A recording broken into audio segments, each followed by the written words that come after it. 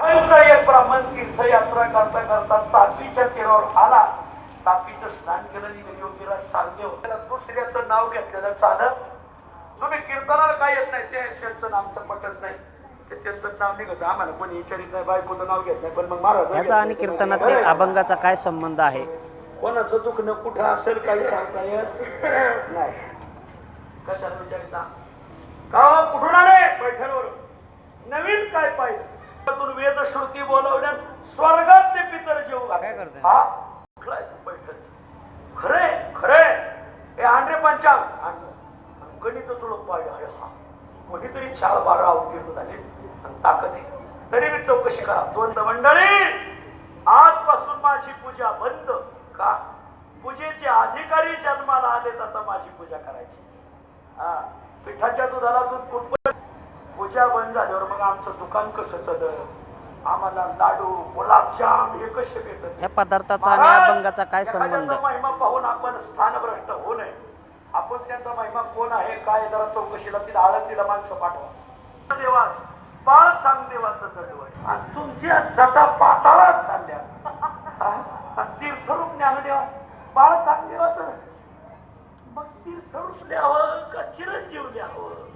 तीर्थरूप लिहावं का चिरंजीव लिहावं? चिरंजीव म्हणो तरी विश्वात्मक, तीर्थरूप तरी बाळदशांग निळोपा. चिरंजीव म्हणावं तर विश्वास बरेच पाठवा. मग त्यांना वाटून याच्यात काहीतरी खुबी आहे आणि याचं उत्तर द्या. असे शिष्य जवळ असले का गुरुचा धंदा टाक्यात केलाच म्हणून सांगायचा. पाठवा. मग पत्र परत पाठवलं. झाका डोळे झाकले, उघडा डोळे. 1 तासात आळंदीला इंद्रायणीच्या काठोरच प्रकट झाली. 1 तासात काय चांगदेवाची विद्या होती.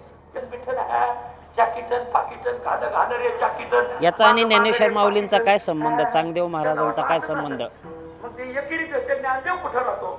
निवृत्ती कुठं राहतो? एकेरी भाषामध्ये हा कीर्तनकार बोलत आहे माऊलींबद्दल. अशी पोरं धावली कोठील रे तुम्ही, नेना विनीतता उद्धट बोलता महामूर्ख.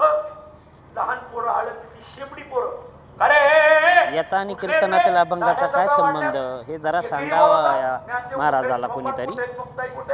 कोठील रे तुम्ही, नेना विनीतता नम्रता कळली का काय? हा नारदाच्या गादीचा अवमान नाही का?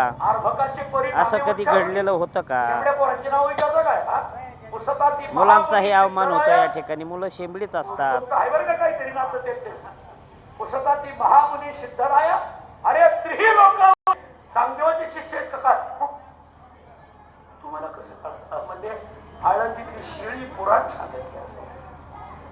मग कुठेच ते डोळ्याने गुरुजीकडे कधीही आपल्या गुरुकडे बोट करायचं नाही. डोळ्याने हा ते बसलेले आहेत ना हो, ते आमचे गुरुजी, हेच ज्ञानोबर आहे. ते चौक बाळ बसले ते लई तयार होते माऊली. आणि मग ते पत्र दिलं. पत्र निवृत्तीनाथाने घेतलं, ज्ञानोबराकडे दिलं. ज्ञानोबराने घेतलं, सोपानदेवाकडे दिलं.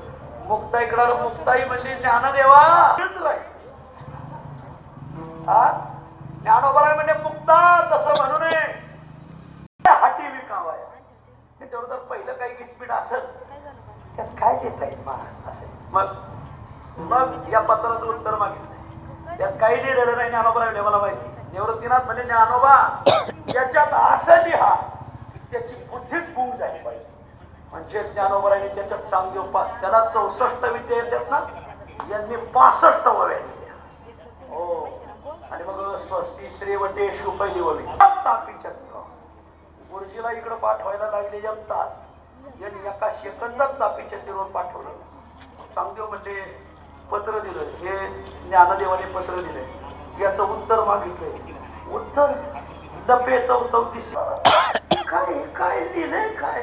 अक्षर कळाला, अक्षर फुटाला.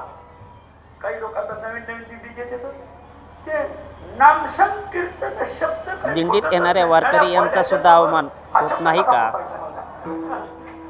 अशी वंगाळी येते कधी कधी ना.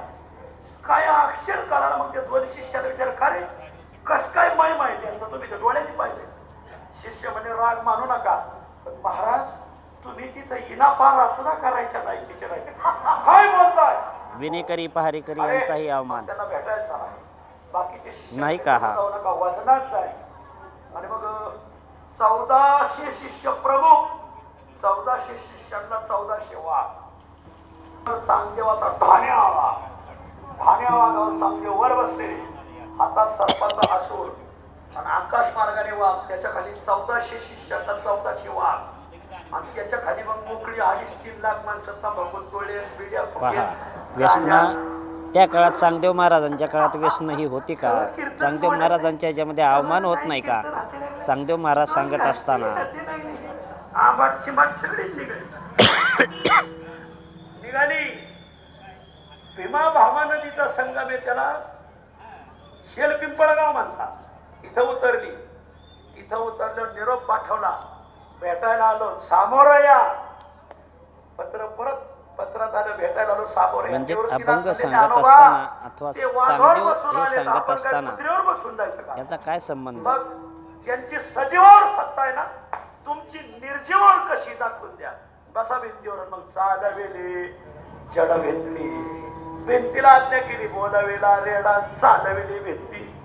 आणि मग ते समाज चाललेला, त्याच्यावर 1400 वाघ, त्याच्यावर चांगदेव, आणि चांगदेवाच्या वरून माऊलीची भिंत.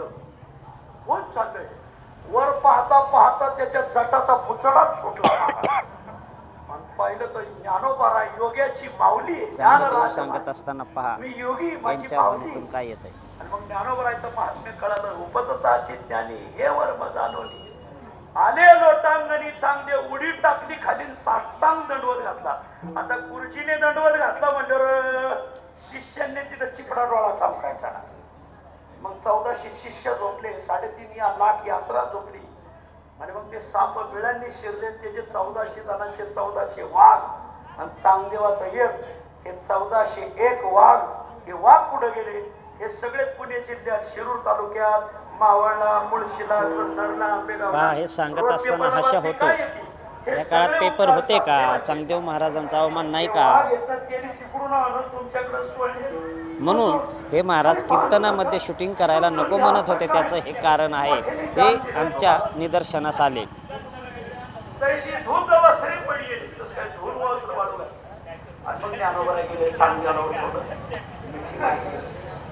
चांगदेवा देव उपदेश माऊली, त्या ओळीचा अर्थ करत नाही आम्हाला. ज्ञानोबा म्हणजे मुक्ता सांगत तुम्हाला. मुक्ता म्हणजे मी देवी, देवीला बळी दिल्याशिवाय चालत. मग पहा आता सध्या महाराष्ट्र शासनाने यावर बंदी आणलेली आहे, बळी देणं. बरं का मंडळी, उद्या देवीला बळी द्यायचा.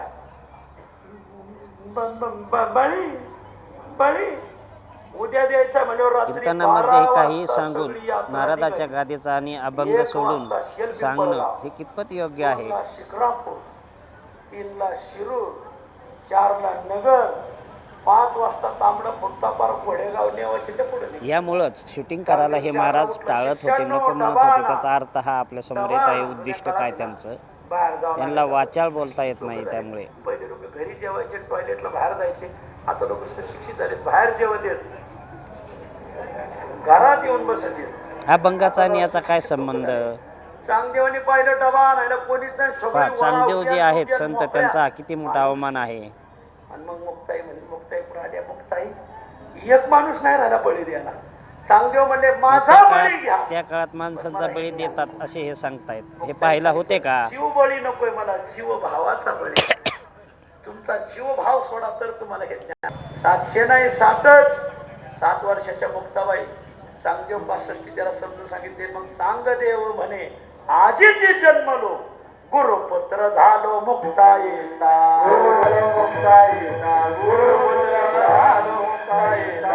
ज्ञानेश्वर माऊली, ज्ञानराज माऊली, ज्ञानेश्वर माऊली, बोला पुंडली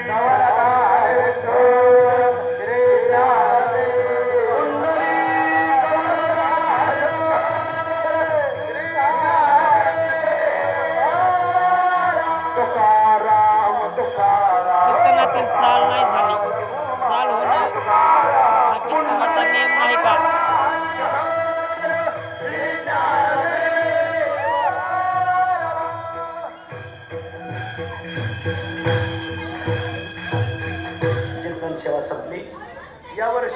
आळंदीला अवताराला येऊन 750 वर्ष पूर्ण होतात. म्हणून आता 12 नोव्हेंबर ते 20 नोव्हेंबर या दरम्यान आळंदीमध्ये आमची महिपती महाराज धर्मशाळा आहे, इंद्रायणी हॉस्पिटलच्या पाठीमागं.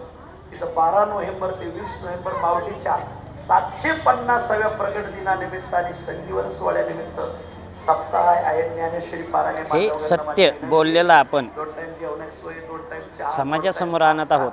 एकटे येऊ नका, गोमूसंगती नाही. ठीक आहे, गोमूसंगती नाही. आपलं 11 नोव्हेंबरला मुक्कामी आळंदीत यायचं, 12 नोव्हेंबरला सकाळी ज्ञानेश्वरी पारायण सुरू होईल. 4 ते 6 पारायण, गोमूसंगती नाही या. 6:30 ते 11 पारायण, 11 ते 12:30 कीर्तन, आणि मग 12:30 ते 3 आदरणीय गणेश महाराज जगताप यांचं आहे. माझी विनंती, 12 नोव्हेंबर ते 20 नोव्हेंबर आळंदीत माऊलीच्या 750 मोठी मोठी पारायण, एक देहूला, एक लातूरला, एक धुळ्याला, एक शेवट पंढरपूरला आहे. तर त्या बातम्या तुम्हाला येता तसा पुढे सांगू. सगळ्यांना विनंती की आपण यावर बातम्या तर यांना पाहिजेत आणि व्हिडिओ शूटिंग तर नको आहे. म्हणजे महाराज नेमकं काय म्हणतात हेच कळलं नाही. कीर्तनातील चाल घेतली नाही आज.